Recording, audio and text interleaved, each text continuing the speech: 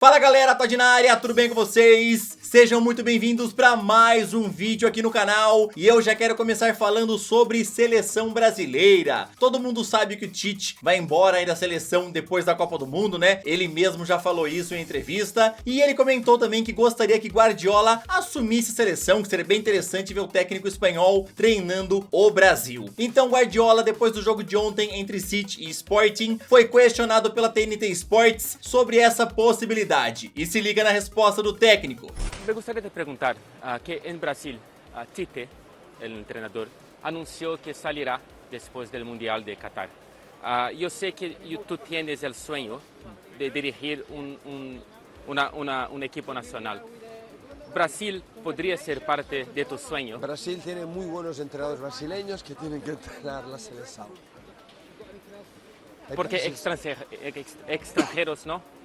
¿Piensas que no? Tienen muy buenos entrenadores brasileños. Debate cerrado. Bom, Guardiola praticamente descartou qualquer chance de assumir o Brasil, pelo menos depois da Copa do Mundo, né? Na sua opinião, quem seria um nome bom para assumir a seleção brasileira? Comenta aí, beleza? No vídeo de hoje eu vou te contar muita coisa interessante. Jogador do Bayern de Munique que o Arsenal tá de olho, teve ou não teve treta de Neymar e Donnarumma ontem no vestiário após a eliminação do Paris Saint-Germain. Vou te falar sobre atacante que o Cruzeiro sondou. Negueba, ex-Flamengo, está de volta ao Brasil. Vou te falar tudo isso e muito mais. Então, sem mais enrolações, solta a intro!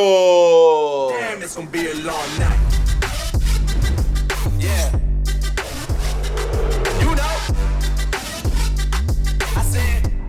I said, damn, it's gonna be a long night. Negueba, ex-Flamengo, retornou ao Brasil e será anunciado em breve como novo reforço do Criciúma. O jogador de 29 anos já se apresentou ao seu novo clube e está treinando com os novos companheiros. O último time de Negueba foi o Incheon United da Coreia do Sul. Junto com ele, quem também chega no Criciúma é o volante Marcos Serrato, ex-Avaí. A quinta vara do trabalho condenou o Cruzeiro a pagar um pouco mais de 800 mil reais ao técnico Mano Menezes, somando com os honorários advocatícios que o clube também terá que arcar. Esse valor chega a quase 1 milhão. Segundo o portal GE, esse processo é cobrado por Mano Menezes por direitos de imagem não pagos. Cruzeiro, por sua vez, ainda pode entrar com recurso. Júnior Alonso foi ao treino do Cerro Porteño, onde se sentou ao lado do técnico Arce. Segundo relatos de jornalistas, ele teria garantido ao técnico que vai retornar agora ao Atlético Mineiro. Hoje pela manhã eu contei pra vocês que o Galo quer o jogador de volta, já que seu contrato está suspenso com o Krasnodar e vai lhe pagar o mesmo salário que ele ganhava ano passado, ou seja, algo em torno de 500 mil reais. O atacante Marcelo Cirino está voltando ao Atlético Paranaense para sua terceira passagem pelo clube. A primeira foi entre 2008 e 2014 e a segunda entre 2018 e 2019. O jogador chega sem custos, já que ele pediu na semana passada sua rescisão de contrato com o Bahia, alegando motivos pessoais. E logo depois ele já procurou o presidente Mário Celso Petralha, que lhe abriu as portas ao clube. Inicialmente a ideia do Atlético era um contrato apenas até o final desse ano, mas após conversas com o jogador, ficou acertado um contrato até dezembro de 2023 e inclusive ele já foi assinado por ambas as partes. O atacante estava desde domingo em Curitiba, onde na segunda-feira já passou pelos exames médicos e foi aprovado. Como ele chegou em ótima forma física, só basta seu nome aparecer no boletim informativo para Marcelo Cirino ficar à disposição do técnico Alberto Valentim. Lembrando que essa rescisão aí pedida pelo Marcelo Cirino, alegando motivos pessoais, foi alguns dias após aquele atentado com bomba ao ônibus lá do Bahia, né? Lembrando que o Marcelo Cirino estava sentado logo atrás do goleiro Danilo, que foi quem mais se machucou nesse atentado. Cruzeiro vai anunciar nos próximos dias a contratação do zagueiro Wagner Leonardo, de apenas 22 anos. Ele chegou em Belo Horizonte hoje de manhã e já passou pelos exames médicos. Assim que for aprovado, ele assinará um contrato de empréstimo vindo do Santos até abril de 2023. Depois a Raposa ainda fica com preferência de compra em definitivo do atleta. Agora falando em relação a atacante, o Cruzeiro sondou a situação de Anselmo Ramon junto ao CRB e a diretoria avisou que só libera o jogador mediante o pagamento da sua multa rescisória, que está avaliada em 1,5 milhão de reais. Anselmo Ramon, de 33 anos, é o artilheiro do CRB na temporada, onde em 8 jogos ele marcou 5 gols. E aí, torcedor do Cruzeiro, você acha que vale a pena pagar 1,5 milhão de reais pelo atacante de 33 anos, Anselmo Ramon? Qual que é a sua opinião em relação a isso? Comenta aí.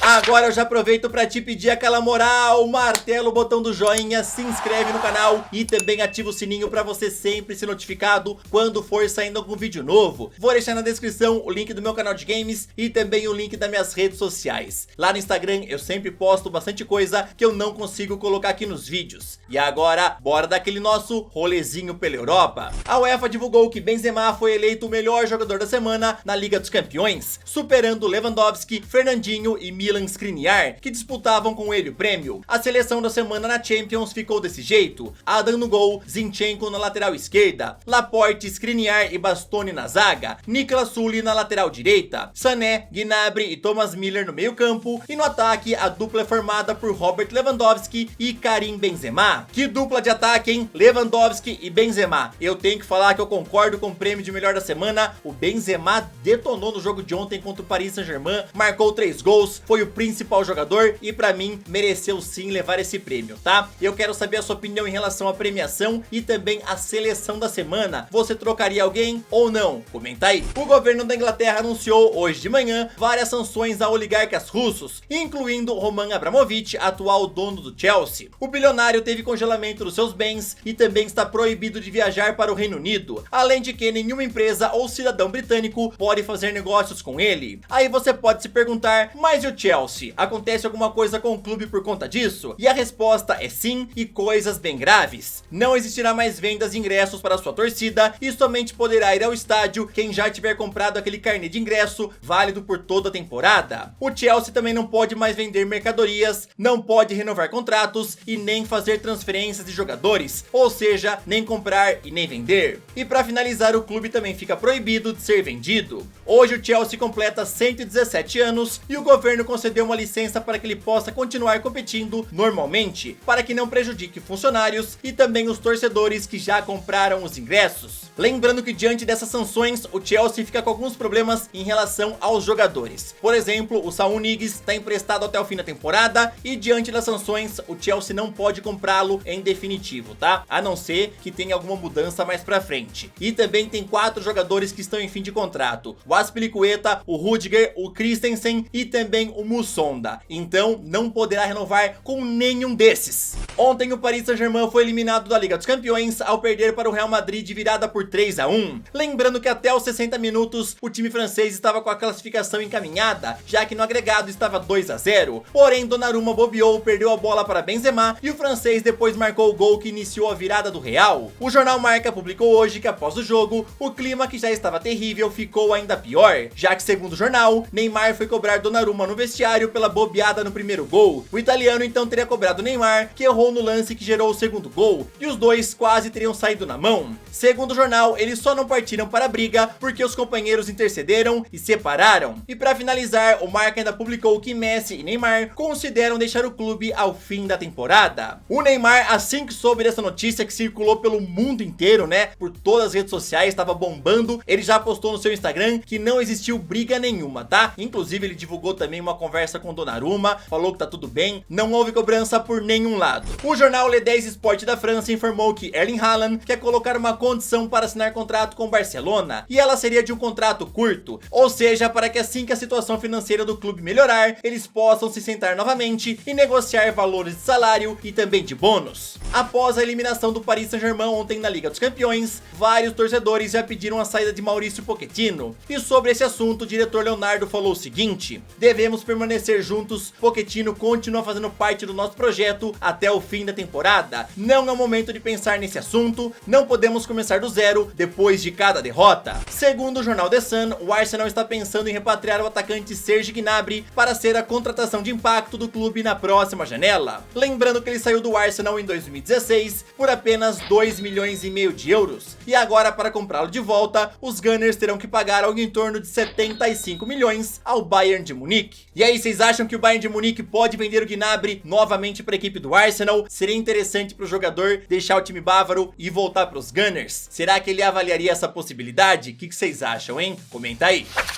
Bom, galera, essa foi mais uma edição do Todd News. Eu espero que vocês tenham gostado. Não se esqueçam de comentar sobre tudo. Bora bater um papo, bora ter uma discussão sadia. Tamo junto, valeu, até o próximo vídeo. Falou!